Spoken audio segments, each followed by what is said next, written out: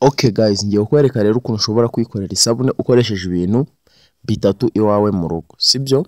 Okay, kadutangire video ndagenda ngusobanurira buri kimwe ku kindi. Turatangira dufite ijage, umunzani na silikate byonyine. Ibyo ni nabyo bintu tugiye gukoresha kugira ngo tubone isabune. Uyu munzani rero tuyifashisha kugira ngo tuze gupima amagarama tutaza kurenza namwe ibintu byo muri laboratoire murabizi. Ino video niba yagufashije uraza kubimbwira muri comment, cyase niba itanagufashije umbwira ikindi kintu nakwigisha muri comment.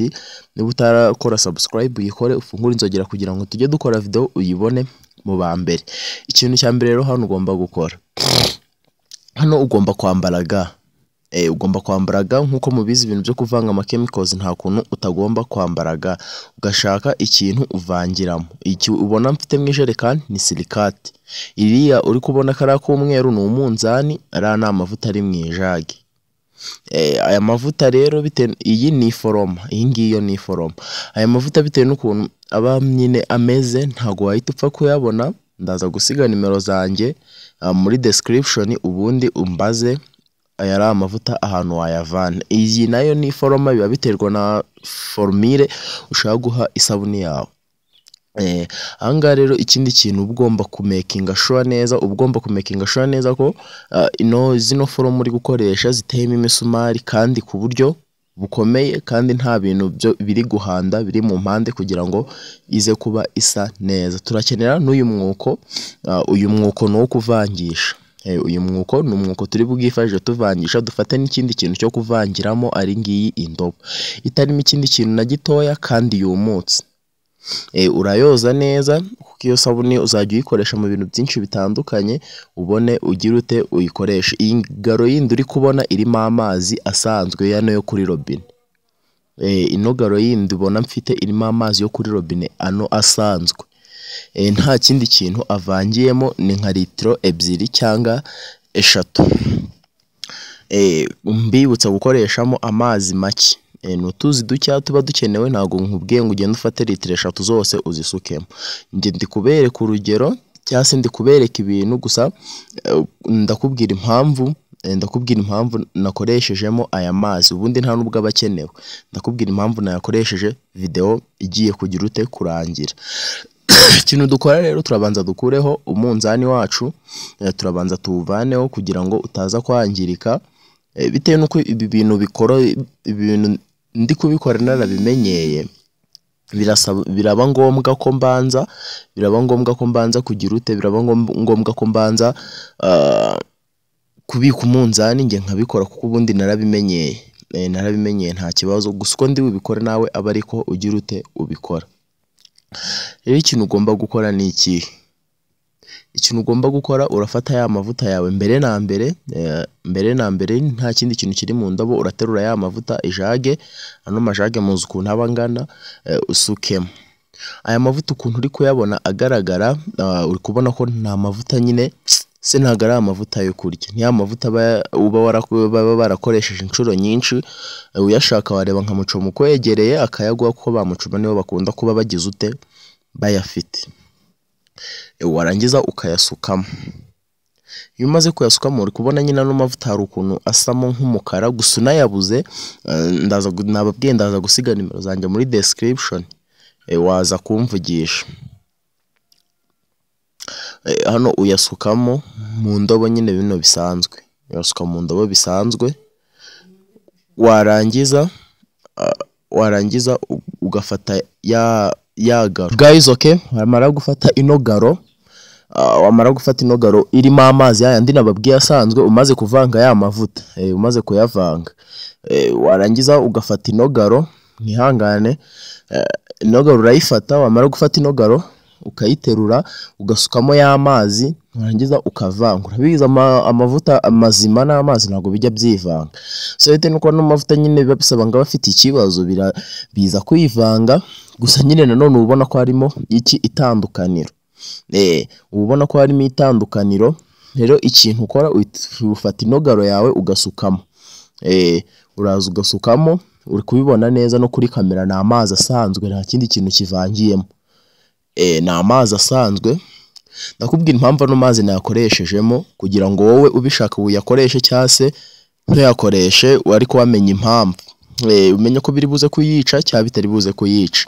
Ikindi kintu, ubwo ikintu ukora uravanga neza nyine tu, uravanga ukavanga vuba vuba, kugira ngo ubirinde guhita birekurana, ubirinde guhita biba amazi nyine tu, ukabirinda guhita birekurana. Hano urakoroga, uri kubibona ko bikigize ute, bigifashe, uri kubona ko bigifashe bitewe n'amavuta nashyizemo ukuntu yaragize ute, yarameze. Nakubwiye biba bisaba amavuta yayandi yakoreshejwe inshuro nyinshi ku buryo abafashe cyane, abafashe cyane.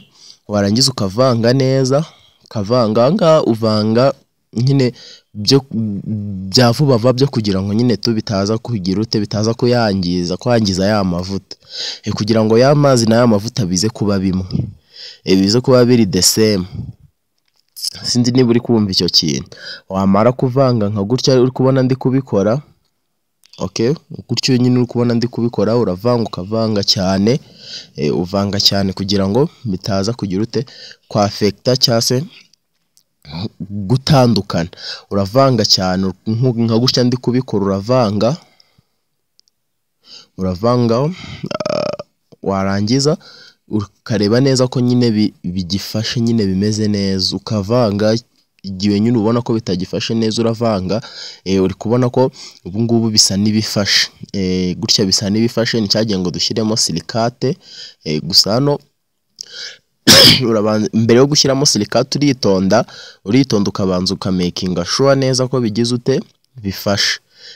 Warangiza ugaterura igare ririmo silikate yawe. Mbibutsa si ngombwa gupima uko bitewe nuko mbikora buri munsi, igipimo mba naragifashe mu mutwe, mba nzi bibayemo byinshi byakwica cyangwa se mba nzi ibyo wakoresha kugira ngo nyine bipfe. Byaterwa n'ikihe kigero. Ibyo bintu ni ibintu buri muntu wese uzi kubikora abaza. Iyo usoje uravanga, ukavanga cyane. Mbibutsa turi muri playlist yo kuvuga ngo business watangirana ku gishoro gitoya. Iyi ni business watangirana ku gishoro gitoya, ukajya uzigurisha iwanyu muri karitsiye ku mafaranga makeya, ukabona income. Noneho uko ugenda uteye imbere niko ugenda wagura n'ibikorwa n'ibikoresho wakoreshaga, ukabona aho kugura ya mamashini, ukabona aho kugura bya bikoresho nyine bindi byose ukenera uzi bivanga. Urabona byafashe bitewe na ya silikate dushyizemo, uri kubona ko bihise bifata kandi byahinduye n'isura. Hano urakomeza rero ukavanga, sinzi niba muri kubona ko isura yahindutse, isura yahindutse, yahinduye isura. Gusa ahangaha bikora ku muntu ushaka gukora isabune yo gufura no gukoresha mu tundi turimo dusanzwe, ntabwo ari isabune yo koga. Mbihanangiriza iyi si isabune yo koga, isabune ikoreshwa mu tuntu dusanzwe. Warangiza ugahita uzana cya kindi nababwiye ngo ni iforoma. Ahangaha usukamo witonze, carefully, ahantu uzayitereka mpaka yumye. Urumva, ahantu uzayitereka amasaha 24 ikaba yafashe neza, ikaba yumye neza. Warangiza ugasukamo, uri kubibona. Mbibutsa silikate niyo ifasha kugira ngo igire ute, ifate. Impamvu nababwiye rero sasa ngo amazi, ikibazo, impamvu nababwiye ngo gukoresha amazi ni byiza cyangwa se ni bibi.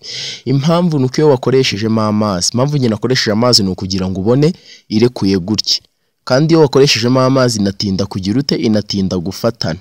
Ariko iyo wakoresheje silikate n'iranuza n'amavuta gusa, ifatana vuba kandi ikaza kuba ikomeye, ikabaza kubireta gutya, itinda gufatana gusa ikaza kuba yoroshye, kandi nanone ikaza kuba ifite formule nziza ku kintu wayishyizemo, ikaza kuba itakwangiza formula, bitewe nuko nyine aya mazi aragenda agaca ya silikate intege, akayaca intege kugira ngo bitaza gufatana cyane nyine tu igakomera. Gusa nkawe uba ukeneye isabune yo gukora igihe kinini, urayikoresha, ukoresha silikate n'amavuta yonyine kugira ngo bize kuba bifashe.